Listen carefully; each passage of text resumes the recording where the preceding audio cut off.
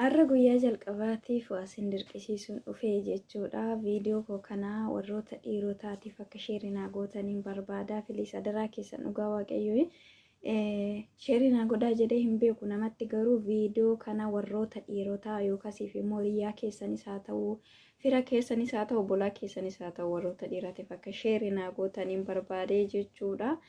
Dhimmi isaas immoo dhimma dhiirotaatiin wal qabatu wanta ta'eef jechuudha. Adaraa keessa warroonni viidiyoo kun simbira ga'ee viidiyoo kana agartanii warroonni biyyoota ormaa keessa jirtan keessattiyyuu jireenya biyya ormaa dabarsitanii chaalenjii biyya ormaa dabarsitanii warroonni beektanii maal keessa akka dabartan warroonni beektanii adaraa keessan viidiyoo kana sheerii naa godhaa isiniin jedha warroota dhiirotaatii fi tolee nagaa hin daganne nagaa waaqayyo hunduma keessaniif haa baay'atu. Akkam jirtu nagaa keessanii an nagaa kiyya galata waaqayyo.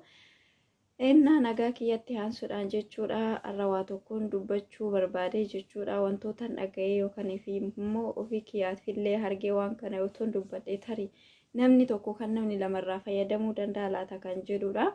Innaa kanaafiyyuu piliis adaraa keessa waaquma sin qabeeti rabbi sin qabee viidiyoo kana sheerii naa godhaan isiniin jedha. Ammallee irra deebi'eetu jechuudha. Innis maalirratti dubbachuu barbaade yoo jettanii akkuma beekamu yeroo ammaa kanatti ijoolleen dhiirotaa Itoophiyaa irraa gara Dubaay baay'inaan dhufaa jiru jechuudha.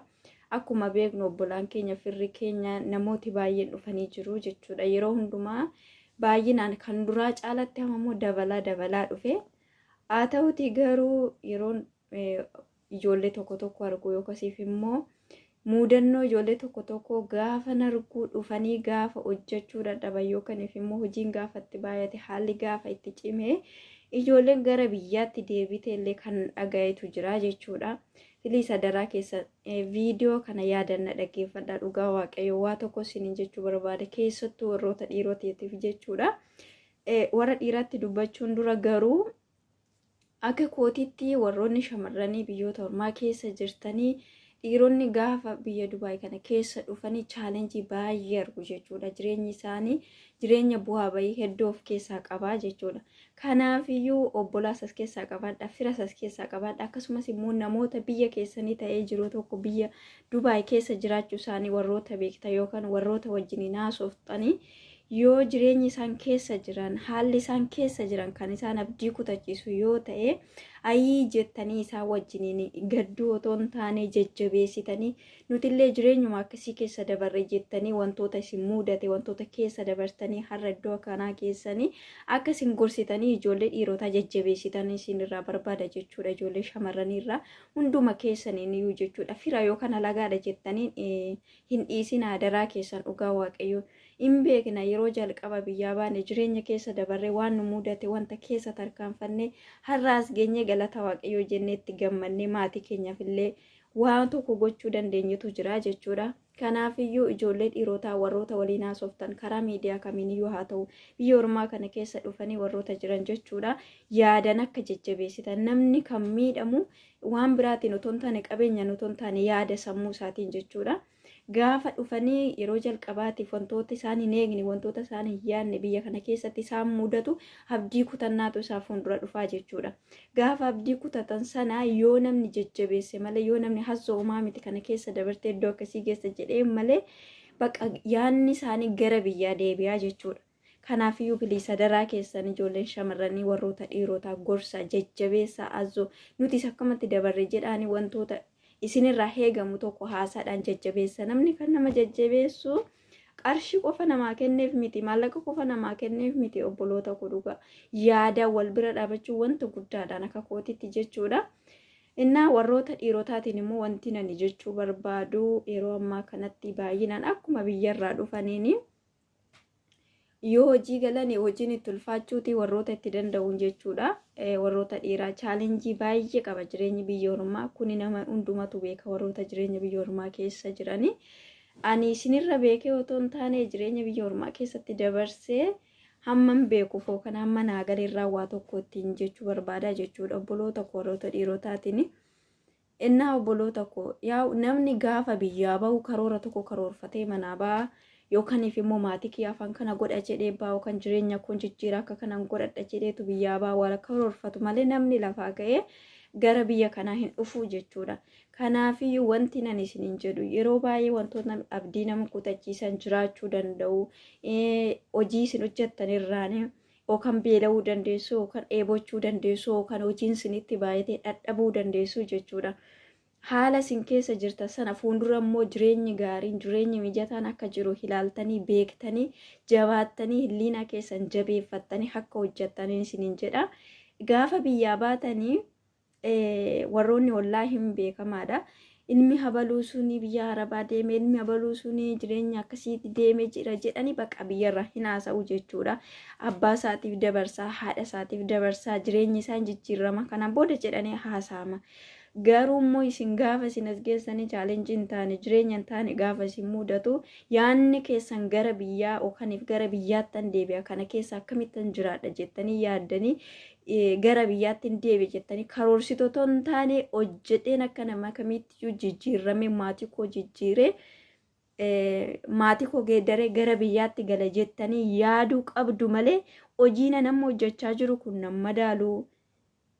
Baqa beelli nani beelaa jiru kun maafan beelaa biyya kootitti waan nyaadhu dhabeeni ofiin jechuun qabdanii biyya koo keessatti waan hin uffadhuun dhabe ofiin jechuun qabdanii tarii warroonni keessattuu maatii keessaa baatanii dhuftanii ijoolleen dargaggootaa jechuudha. Haadhaaf abbaa keessan biratti uffata gaarii uffattanii nyaata gaarii nyaattanii yeroo barbaadan raftanii yeroo barbaadan kaatan jechuudha.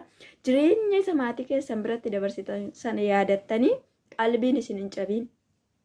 Dhugaan isin hin jala jechuudha. Qalbiin isin cabiin. Hojii nanarra hojjedhu nama madaalu ofiin hin jedhiina. Kan biyya keenya Itoophiyaa biyya kaan irraan gadi godhan akka kootitti hojii tuffachuudha baqa. Hojiin kun nama madaalu, hojiin kun akkamittiin kan hojjedha. Hiriyyaan koo gaafa kan hojjedhu yoo na arge maallaan jedha. Namni inni biyyaa hojiin nama hojjechaa jiru kun yoo na arge maallaan jedha. Kana akkamittiin nan hojjedha. Hojiin kun nama madaalu jennee sammuu keenya amansiisuu qabnu jechuudha. Warroota dhiirotaa inna kana har'a yoon hojjedhe borumoo kan biraan hojjedha jettanii of amansiistanii baqa karoora keessan isa duraan yaaddan isa kaleessa isa dheengadda biyya teessanii karoorsitan sana gaafa dadhabdan deebitanii yaadachuu gaafa isinitti ulfaate deebitanii yaadachuu gaafa beeloftanii karoora keessan sana fuuldura fiduu qabdu. Beela keessanarraa hin ilaalina, eebuu keessanarraa hin ilaalina, rakkachuu keessanarraa hin ilaalina. Namni hundumtuu rakkina keessa darbeeti jechuudha kanarra ga'u. Seenaa namoota gurguddaa otoo duuba deebinee kan qorannu taate jechuudha. Waan baay'ee keessa darbanii chaalenjii hin taane keessa darbaniitu kan isaan as ga'an. Isinirree har'a yoo jabaattanii isa har'aa kana guyyaan isinitti deebitanii yaadattanii waaqayyo uumaa keessanillee itti galateeffattantu jira jechuudha. Garuu kana ta'uudhaaf immoo dirqama har'a jabaachuu qabdu. Dirqama har'a kutannoodhaan itti deemuu qabdu. Kanaafiyyuu jabaadhaa abdiin isin citiina. Dhugaa waaqayyo mee kana isinarraa xiyyaaraan kan Itoophiyaarraa gara Dubaay dhuftanii jechuudha.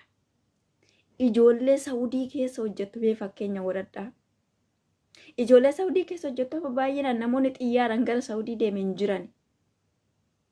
Lubbuu isaanii gurguranii yoo duune hin duunaa yoo jiraanne hin jiraanne jedhaniitu maarkabaan karaa bahaaraatiin deemanii isa Yemen keessatti jechuudha yookaan qabamaa yookaan kan du'e biraa du'aa beelaan jechuudha dheebuudhaan jechuudha. Kana gochuun isaanii kana keessa darbuun isaanii nuufaa darbu jedhaniitu bu'aa baay'ee kana keessa darbu jechuudha. Yookaaniif immoo gaafa akkuma Saawudii dhaqan sanaanii shortaadhaan qabamanii yookaan poolisiidhaan qabamanii gara biyyaatti deebi'u. Har'a garuu ijoolleen Dubaay keessa hojjettan, ijoolleen Dubaay keessa jirtanii birrii keessan kashii kaffaltanii xiyyaara yaabbattanii dhuftanii baqa miseensummaa yookaaniif immoo waraqaa eenyummaa keessanii fudhattaniiti jechuudha isin hojjechaa jirtan biyya kana keessatti baay'inaan. Ijoolleen Saawudii garuu otumaa waraqaa hin qabaatiin baqa otoo of sodaatanii otoo hogguu poolisiin itti dhufu boolla keessa seenanii akka namaa otoo hin taane akka bineessaatti jechuudha. Bineessatu qofa yeroo minaan irraa yookaan hariyaan jaldeessa yookaan qamalee akkasitti nama dhokatu sanatti poolisii dhokachaa iddoo ofii har'a iddoo kana bulan boru iddoo biraa bulaa jechuudha. Akkasii itti iddoo qaqayyarachaa biyya sana keessatti hoolota eegaa gaala eegaa aduu barahaa iddootti margi hin jirre lafa gogaa san keessatti jechuudha. Yeroo baay'ee miidiyaa kanarratti hin mul'ata jechuudha. Warroota akkasii sana ilaalati abdii godhadhaa. Isaaniyyuu akkasanitti hojjechaa jiru. Isaaniyyuu waraqaa isaanii malee eeyyama otoo hin qabaatin akkasanitti hojjechaa jiru. Nuti maaf hin hojjenne har'a jettanii jabaattanii hojjechuu qabdu jechuudha.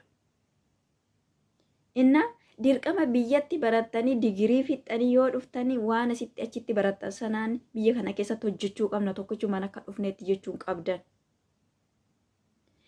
Waggaa 2 waggaa 1 mataa keessan gadi qabattanii gadi jettanii yoo hojjettanii boru yookaniif immoo waggaa 2 sana fuuldura isaatti immoo hojii gaarii hojii itti gammaddan hojii maatii keessanillee hojjettanii itti jijjiiruu dandeessan argattanii harafichettanii itti baqa uumaa keessan itti galateeffattanii inni kaleessaa sun hin darban seene inni kaleessaa sun akkasin ta'a seene jettanii yeroo isin itti waaqayyoon galateeffattantu jira. Kanaafiyyuu azzoo jabaadhaa dhugaa ergaa koo dhiirotaatiif jechuudha. Kan baaneef biyyaa rakkina yookasiif immoo waan keessa jirru sana keessa hin jijjiiramnee baanaadhaaf jechuudha. Malee namni qoosaatti biyyaan bahu. Jireenyi kana biyya ofiitu irra gaariidha jechuudha. Yoo beelaanis yoo dheebotanis jireenyuma biyya ofiitu gaariidha. Innaa wayin fakkeenya isinii fudhadha dhugaa waaqayyo jechuudha. Anama obboleessa kee fideen as jira Dubaay keessa jira. Obboleessa koo hangafaa jechuudha. Biyyatti barsiisaa ture. Haa ta'uti garuu dirqama biyyatti waan barsiisuuf tokkicha akkuma biyya irraa dhufe sanaanii barsiisummaa biyya kana keessatti argatee hojjeta jechuu hin danda'u. Innillee kana beekee hojii humnaa hojii isa madaaloo kaniif immoo hojii inni hojjechuu qabu sana hojjechaa jira. Har'a itti gammadeet hojjechaa jira dhugaa waaqayyo. Maaliif isa har'aa otoo hin taane isa boruu isa fuulduraa ilaalutu caala obboloota koo. Jireenyi biyyaa isuma kaleessa gannee biraa deebine sana isuma kaleessa dhiifnee biraa deebine sana har'a gaafa hojiin asii isinii ta'uu didee dadhabdanii yookaan beeloftanii waan bakka rakkinni garaagaraa isinitti dhufeef gaafa gara biyyaa galtanii namni illee ilma habaluu isaa akkasitti maatii isaa birrii cafaccabsiisee galee sana isiniin jedha. Akkuma kinoo yeroo ijoollee shamarran gara Itoophiyaatti deebitee galte otoo waan guduufatiin galte intala habaluu sana micayyoo habaluu sana otoo haadha ishiin boqochiisin otoo abbaa ishiin boqochiisin akkasitti galte jedhanii maqaan naamu sana isin warra dhiiraallee akkasuma jechuudha. Yookaan maatiin keessan horii gurguranii sin ergani yookaniif immoo mana yookaan lafa gurguranii sin ergani. Har'a garuu otoo waan sana maatii keessaniif hin deebisiin har'a yoo gara biyyaa galtanii maatiin keessanillee hamileen hin caba. Isaanis amma sin gargaaranii akka ilma namaa kana sii godhee si oofeen jira ofii keef hojjettee jijjiiramuu dadhabde jedhanii iddoo itti abdii isin kutanchiisantu jira jechuudha. Kanaafiyyuu cichitanii jabaattanii ergaa dhuftanii biyya ormaa keessa geessanii jabaattanii ciniinnattanii hojjechuu qabdu. Kanan isiniin jira dhugaa waaqayyo. Yaanni keessan gara biyyaayyuu hin ta'in. Keessattuu amma ijoollee baay'een bakka waan namni tokko deemee fi abalu deemeera waan ta'eefanis nan deema jedhanii yookaan suuqii isaanii yookaan bakka hojii dhuunfaa isaaniitiin hojjetan sana gurguranii jireenyi Dubaay bakka jireenyuma bareedaa waan itti fakkaateef dhufanii gaafa as ga'an garuu jireenyi sunii fi kan isaan yaada sun waluma tasaayyuu hin madaalu jechuudha. Gaafa kana abdii kutannaatti ka'u.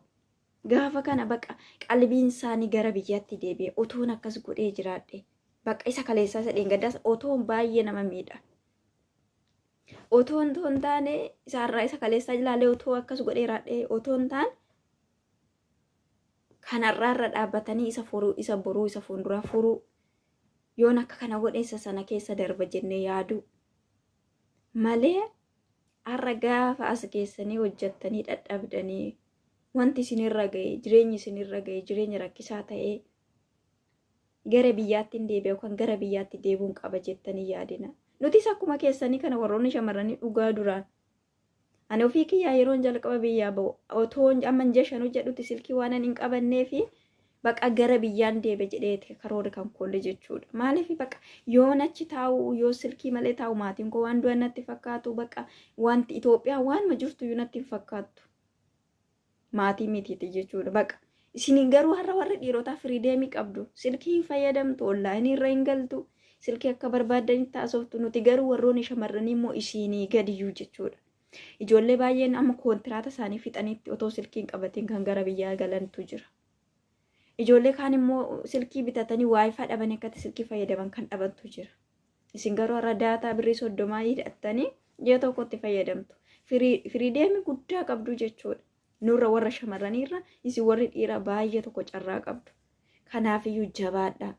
Mataa keessan gadi qabadhaa. Waan biyyaa baatanii sana yaadadhaa. Yeroo hundumayyuu gammachuudhaan hojjedhaa. Hojii hojjettanitti hin qaana'ina, itti yeellayina. Namni maallaan jira jettanii baqa sammuu keessan keessa tasumayyuu fiduu hin qabdan. Baqa of ta'aa jiraadha baqa. Ofitti amanamummaa qabaadha. Waan hojjettan sanitti itti gammadaa. Innaa waaqubatu dafqa keessa nyaadhaan hin jedhe wanta ta'eef kun dirqamadha. Kanan isin hin jedhe obboloota ko amma nama dubbadhe kana keessatti yoo isin gaddisiisee jiraadhe dhiifama naa godhaayi. Baay'een isin jaalladha hunduma keessanuu baay'een isin kabajaa. Waaqayyo immoo nama hojjetee biyya isaatti nagaan galuu nu haa taasisuu eebbifamaa. Namaaf illee sheerii godhaa daraa keessan.